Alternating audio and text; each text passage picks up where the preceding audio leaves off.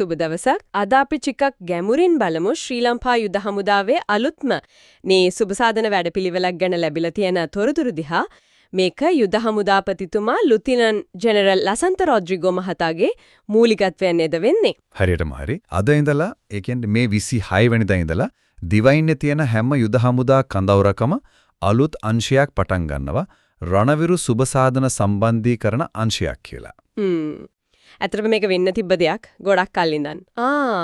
එතකොට මේ රණවිරු සුබසාධන සම්බන්ධීකරණ අංශය කියන්නේ සරලවම කිව්වොත් මොකක් වගේ දෙයක්ද? හැම කැම්ප් එකකම මේ වෙනුවෙන්ම වෙන්වුණු ඔෆිස් එකක් වගේද? ඔව්, ඒ වගේ තමයි. මූලිකවම ඉලක්ක කරන්නේ විශ්‍රාම ගියපු රණවිරුවෝ, සේවයේ ඉද්දි ආබාධිත වෙච්ච අය, එහෙම නැත්නම් අර මියගිය රණවිරුවන්ගේ පවුරවල සමාජිකයෝ ඉන්නවනේ, එයාලගේ සුබසාධන වැඩ මොකක් හරි ගැටලු තියෙනවනේ ඒව ගැන බලන්න තමයි මේ විශේෂ ඒකකයේ හැම කඳවුරක්කම හදාරන්නේ. මේක දෙන් හඳුන්වලා දෙන්න විශේෂ හේතුවක්. ඒ කියන්නේ පරණ ක්‍රමයේ මොකක් හරි අවුලක් තිබුණද? ප්‍රධානම දේ තමයි අර ප්‍රවේශ වීමේ අපහසුව. දැන් හිතන්නකෝ ඉස්සර විශ්‍රාමිකයෙක්ට හරි ආබාධිත කෙනෙක්ට හරි එයාගේ පඩි ප්‍රශ්නයක් එහෙම නැත්නම් මොකක් හරි බෙහෙත් හේත් සම්බන්ධ දෙයක් වෙන ඕනම සුබසාධන දෙයක් ගැන කතා කරන්න උනේ කොළඹටම ඉන්න යුද හමුදාව මූලස්ථානෙට එම් නැත්නම් යා අන්තිමට හිටපු රෙජිමෙන්ටුව තියෙන තැනට යන්න. ඒක නම් ඉතින් ලොකු කරදරයක් වෙන්නේ නැති නේද? විශේෂයෙන්ම ඈත පළාත්වල ඉන්න අයට වෙලාව යනවා සල්ලි යනවා මහන්සිත් එක්ක. අනිවාර්යෙන්ම සමහර වෙලාවට එක දවසකින් බෑ වැඩේ කරගන්න. එතකොට කොහේ හරි නවතින්නත් එපායි. අනිත් වැඩත් ඔක්කොම අතපසු වෙනවා. ඉතින් මේ වගේ ප්‍රායෝගික ගැටලු නිසා සමහර අය Tamanට අයිති දේවල් පවා ගන්න උනන්දු උනේ නෑ සමහර වෙලාවට. එතකොට මේ අලුත් ක්‍රමෙන් මේ බාධා ඔක්කොම අයින් වෙනවා. ඒ කියන්නේ දැන් ගමට කිට්ටුම කැම්ප් එකට ගිහින් වැඩේ කරගන්න පුරුදුන්ද? ඔව් මූලික අරමුණ ඒක තමයි. දැන් තමන් ඉන්න පැත්තට කිට්ටුමා හමුදා කඳවුරට යනවා. එතන තේනවා මේ අලුත් රණවිරු සුබසාධන සම්බන්ධීකරණ අංශේ එතනට ගිහින් තමන්ගේ ප්‍රශ්නේ කියන්න පුළුවන්. අදාළ ලියකියවිලි එහෙම තේනවා නම් මේවා දෙන්නත් පුළුවන්. ඒක නම් හොඳයි. ඒත් පොඩි ප්‍රශ්නයක් තියෙනවා මේ කඳුරු මට්ටමේ තියෙන පොඩි ඔෆිස් එකකට පුළුවන් වෙයිද අර මූලස්ථාන මට්ටමින් විසඳන්න ඕන ලෝකු ප්‍රශ්න උදාහරණයක් විදිහට පෙන්ෂන් ප්‍රශ්නයක් වගේ. ඒකට මේක නිකන් තව ස්ටෙප් එකක් විතරක් වේද? ඒක හොඳ ප්‍රශ්නයක්. මෙතනදි වෙන්නේ මෙහෙමයි.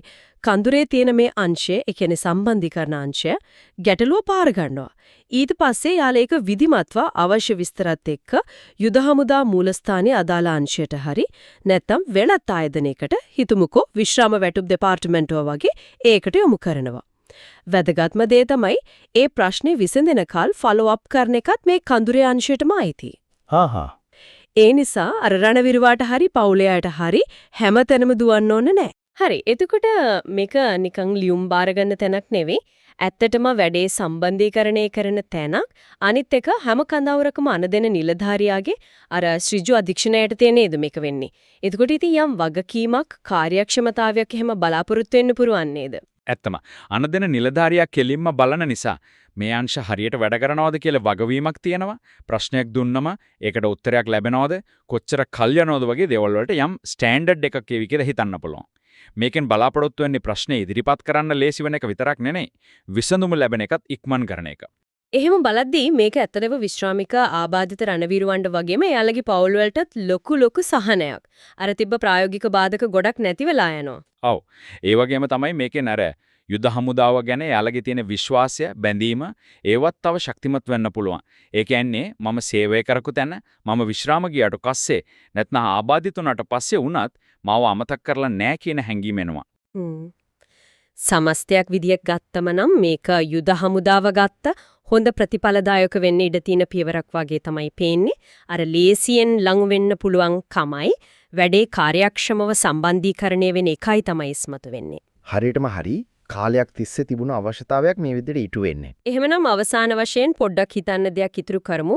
මෙන්න මේ වගේ විමධ්‍යගත කරපු ලේසියෙන් ළඟා වෙන්න පුළුවන් ආධාරක පද්ධති රට වෙනුවෙන් සේවයක් කරපු අයගේ සහ යාළගේ පවුල් වන දිගකාලීන සුබසිද්ධිය තහවුරු කරන කොයිතරම් දුරට සාර්ථක වෙයිද?